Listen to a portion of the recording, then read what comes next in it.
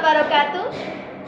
Hello everyone, my name is Annisa Balqis, Putri from Mansatu Pasuruan, and today I would like to tell you all the story of the Frog Prince. On one fine evening, a young princess put on her bonnet and clogs and decided to take a walk by herself in the forest. And when she came to a cool spring of water, she sat herself down to rest for a while. Then she took out a golden ball, which was her favorite plaything.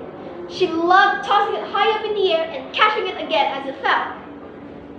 But after some time, she threw it up so high, she missed catching it as it fell. She looked into the spring where the ball had fell, but it was very deep, so deep that she could not even see the bottom of it. She began to cry and said, "Alas! If only I could get my bowl back, I would give all my fine jewels and clothes and everything that I have in this world." While she was speaking, a frog put its head out of the water and said, "Ribbit, ribbit, princess, why do you weep so bitterly?" "Alas," she said, "what can you do, you nasty frog? My golden ball has fallen into the spring." The frog then answered, "Ribbit, I do not want your pearls, or jewels, or your fine clothes. But if you love me, and let me live with you, and let me eat off of your plate, and let me sleep upon your bed, I will bring you your ball back." "What nonsense!" she said.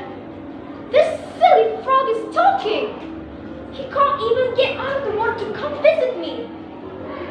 Although he may be able to get my bowl back from me. Therefore, I shall tell him whatever he asks." So the princess said, "Well, if you will bring my bowl back, I shall do whatever you ask."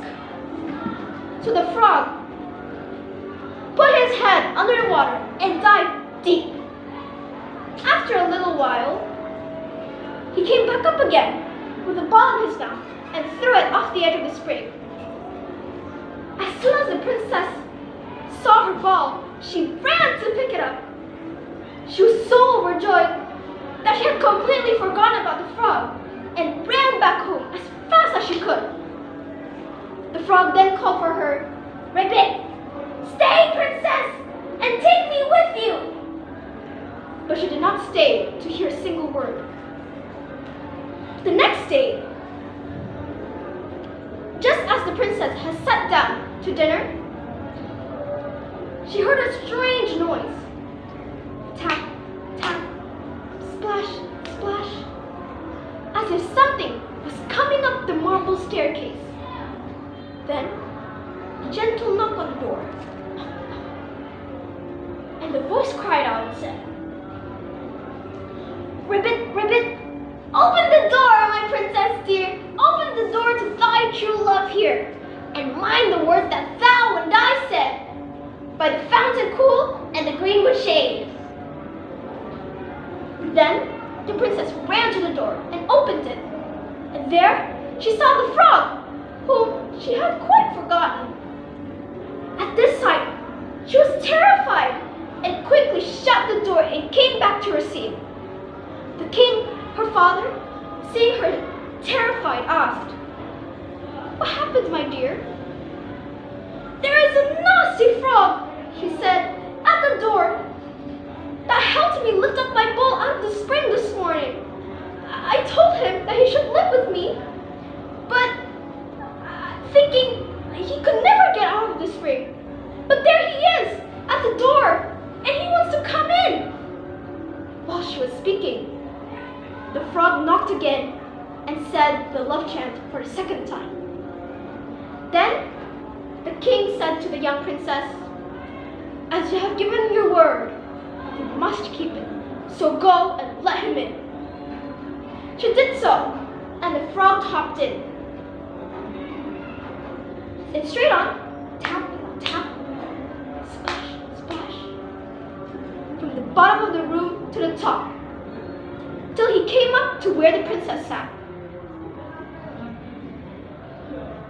"Ribbit, Ribbit, pray lift me upon the chair," the frog said, "and put me next to you." This she did. Then the frog said again, "Put your plate nearer to me so that I can eat out of it."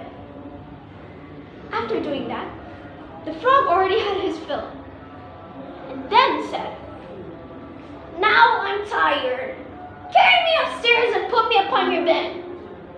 Though the princess, unwilling, she put him up in her hands and placed him upon her bed, where he slept all night long. As soon as light came, the frog jumped out of bed, hopped downstairs, and got out of the house. "Now then," said the princess, "alas, I shall be troubled with him no more." But she was mistaken, for when night came, she heard the same tapping noises, and the frog cried out and said his love chant for the third time. And when the princess opened the door, the frog went up on her bed and slept there until morning broke. And on the third night, he did the same. But instead of the frog, a handsome prince instead was sleeping beside her. The princess was astonished to see such a handsome prince gazing at her with the most beautiful eyes. He told her that an enchanted, spiteful fairy had cursed him, and that in order to break it, a princess should take him out of the spring, let him sleep with her, and eat out of her plate for 3 nights. "You," said the princess, "have broken this cruel curse, and now I have nothing to wish for, but for you to marry me and come with me to my father's kingdom." The young princess, you may be sure, was sure to say yes to all of this. And while they were speaking, suddenly a magical coach came out of nowhere with 8 beautiful horses, decked with plumes of feathers and a golden harness. Then they got on the coach and they set out full of joy and merriment, and they both lived happily ever after.